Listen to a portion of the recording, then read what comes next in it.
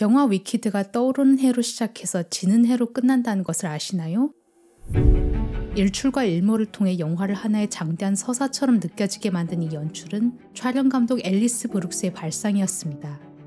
일출과 일몰은 위키드 전반에 걸쳐 등장하며 단순한 광원이나 아름다운 배경을 넘어서 스토리를 이끌고 캐릭터의 내면을 시각적으로 구축하는 중요한 장치로 사용됩니다. 감독이 브룩스의 아이디어를 반영해서 대본을 대폭 수정하기도 했다고 하죠. 이번 편에서는 위키드에 숨겨진 눈부신 연출을 살펴보겠습니다. 일출과 일몰은 몽환적인 풍경과 뜨고 지는 상징성으로 수많은 영화의 중요한 순간을 장식해왔습니다. 맥락에 따라 다를 수 있지만 영화에서 일출은 주로 희망과 새로운 시작을 의미합니다. 라라랜드 속 6분에 걸친 원테이크 장면도 그중 하나입니다.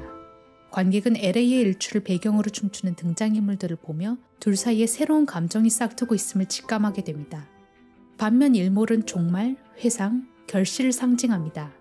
스타워즈 초반부에서 루크 스카이워커는 타투인의 붉은 석양을 바라보며 지금과는 다른 미래를 꿈꿉니다. 다음날 오비완 케노비를 만나 인생이 송두리째 바뀌기 전 루크가 평범한 청년으로서 맞는 마지막 일몰이죠.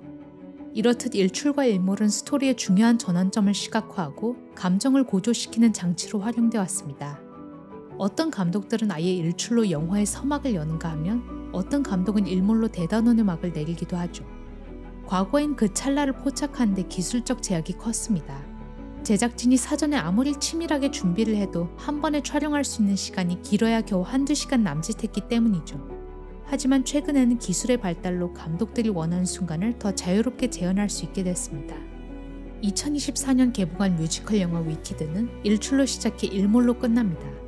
하지만 이 영화에서의 요소들은 단지 스토리의 시작과 끝을 알리는 신호가 아니죠. 일출과 일몰은 바로 두 주인공, 글린다와 엘파바를 상징합니다. 1939년 고전 영화 오즈의 마법사에서 도로시는 착한 마녀 글린다의 도움과 못된 서쪽 마녀의 방해 속에서 고향 캔자스로 향하는 여정을 이어갑니다. 영화 위키드는 이렇게 극과 극인 두 마녀 사이에 숨겨진 비밀을 상상해본 작가 그레고리 맥과이어의 소설 엘파바와 글린다와 이 소설에 기반한 스티븐 슈월츠의 브로드웨이 뮤지컬을 바탕으로 뮤지컬 1막을 영화화한 작품입니다. 엘파바를 중심으로 한 이야기는 1995년 소설에서 시작해 뮤지컬로 그리고 20년 만에 존 추 감독의 영화로 다시 태어났고 브로드웨이 원작 영화 중 최고 흥행을 기록했죠. 초록 피부로 인한 차별이 일성화된 엘파바와 반짝이는 성격으로 모두의 주목을 받는 글린다는 재해석된 오즈 속 쉬즈 마법 학교에서 우정을 쌓게 됩니다. 그러나 오즈의 화려한 겉모습 뒤에 감춰진 진실이 드러나면서 두 사람의 신념은 충돌하고 오즈의 질서는 균열을 맞이하게 됩니다. 영화는 단지 주인공의 외양뿐 아니라 그들을 둘러싼 세계마저도 두 인물의 차이를 더욱 선명하게 드러나도록 합니다. 촬영 감독 앨리스 브룩스는 위키드 촬영을 준비하던 중 어느 날 밤 벌떡 일어나 태양은 항상 글린다를 위해 떠오르고 엘파바를 위해선 지도록 하자는 아이디어를 떠올렸다고 합니다.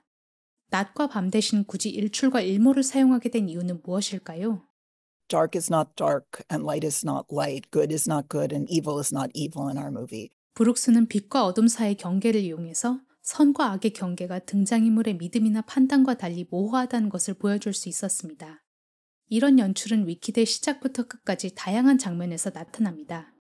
영화의 오프닝이 펼쳐지는 시간대는 시나리오에서 동트기 전으로 명시되어 있습니다. 사악한 서쪽 마녀의 몰락을 축하하던 먼치킨랜드 사람들에게 글린다가 태양을 등지고 비눗방울을 타고 내려옵니다. 글린다의 첫 등장에는 이렇게 떠오르는 태양의 후광이 따릅니다. 먼치킨랜드 주민이 글린다에게 사악함의 기원을 묻자 글린다는 서쪽 마녀의 과거를 이야기해줍니다. 그러면서 관객은 엘파바의 어린 시절을 보게 되는데요. 이때 엘파바에게는 지는 태양의 후광이 따릅니다. 성인이 된 엘파바를 만나기 전부터 관객은 두 캐릭터를 비추는 다른 빛을 보게 됩니다. 곧이어 글린다는 엘파바를 쉬즈 학교에서 처음 만났을 때를 떠올립니다. 회상 속에서도 글린다는 눈부신 아침 햇살을 받으며 등장하죠. 브룩스는 한 인터뷰에서 태양을 스포트라이트처럼 활용했다고 밝힌 바 있습니다. 이런 장면에서 브룩스의 의도가 확연하게 보입니다. 태양이 두 캐릭터를 공평하게 비추지 않는다는 점은 이들이 각자 동일한 인물을 만나는 장면에서 더욱 확연해집니다. 쉬즈 학교의 이 두 주인공과 가깝게 얽히게 될 인물 피에로 왕자가 전학을 오게 되는데요. 브룩스는 의도적으로 글린다가 피에로 왕자를 처음 만나는 시간을 아침으로 설정한 반면 엘파바가 피에로와 처음 마주하는 장면은 저녁이 되도록 했죠. 위키드에서는 몇 분에서 심지어 몇십 분에 이르는 일몰과 일출 장면이 등장합니다. 이런 장면들을 위해서 브룩스는 전 세계에 5대밖에 없는 200kW급 조명을 모두 공수해왔습니다. 세트에 떨어지는 햇빛의 각도에 따라 시뮬레이션을 진행하기도 했죠. 긴 일출과 일몰 장면을 심혈을 기울여 구현했습니다. 이런 장면들은 영화 전반에 걸쳐 글린다와 엘파바가 성장하는 중요한 순간들에 사용됐죠. 예를 들어 글린다가 기숙사에서 친구들과 오즈더스트 볼룸에 갈 준비를 할 때 시작된 일몰은 노래 파퓰러가 끝나며 일출로 이어지는데요. 장장 25분에 걸친 호흡으로 서로를 원수같이 여기던 엘파바와 글린다 사이의 관계가 우정으로 바뀌게 되는 과정을 표현합니다. 이 장면에서 글린다는 마침 들어온 엘파바에게 할머니의 모자를 선물합니다. 엘파바가 앞으로 자신의 상징이 될 모자를 얻게 되는 순간입니다. 이때 브룩스는 계속 창밖으로 엘파바를 상징하는 일몰을 보여줍니다. 나중에 오즈더스트 볼룸에서 서로에게 마음을 완전히 열게 된 글린다와 엘파바는 일출을 앞두고 하늘이 붉어지고 있을 때 기숙사로 돌아옵니다. 둘은 처음으로 나란히 앉아 터놓고 대화를 나누죠. 태양이 떠오르기 시작하고 햇살이 방안을 비추면서 글린다의 시간이 시작됩니다. 글린다는 노래 파퓰러를 부릅니다. 엘파바가 자리를 떠나고 태양은 이제 글린다만을 위한 눈부신 조명처럼 작용합니다. 관객은 일출이 진행될 때 글린다의 심리를 더 잘 알 수 있게 되듯이 일몰이 진행되면 엘파바의 내면을 더 깊숙이 알게 됩니다. 여기서 엘파바는 피에로와 함께 아기 사자를 구출해서 숲으로 도망칩니다. 이때부터 8분에 걸쳐서 일몰이 진행되는데요. 그동안 엘파바와 피에로는 서로와 가까워지게 됩니다. 피에로가 사자를 안전한 곳으로 데리고 떠나자 혼자 남은 엘파바는 일몰과 황혼을 거쳐 어둠이 깃드는 사이 I'm Not That Girl을 부릅니다. 엘파바가 자신의 정체성, 감정, 꿈에 대해 노래하는 내내 브룩스가 의도한 대로 태양은 엘파바를 위해 저물어 가죠. 위키드의 존추 감독은 일몰과 일출을 이용한 브룩스의 아이디어를 적극적으로 활용했고 심지어 브룩스의 제안에 맞춰서 시나리오를 바꾸기도 했죠. 여기서 엘파바는 자신이 그토록 만나길 고대했던 오즈의 마법사의 초청을 받고 글린다와 함께 에메랄드 시티로 향합니다. 곧이어 글린다와 엘파바는 오즈의 역사를 화려한 연극처럼 그려내는 위소매니아를 구경하죠.